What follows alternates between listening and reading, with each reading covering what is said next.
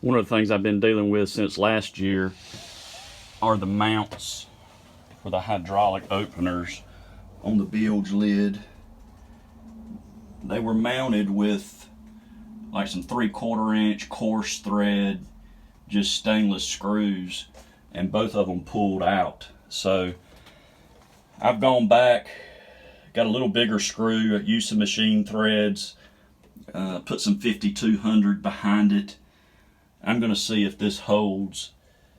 If it doesn't, I may have to come back with like some Kusa board or something like that to give it a little better mounting surface. I think Regulator does a pretty good job overall with their fit and finish, but I will say the main issue I've had is fasteners coming loose. You know, I've had a handful in various places on the boat come loose, and it's, you know, simple stuff like, you know, using some 5200, using some thread locker, using a different type screw.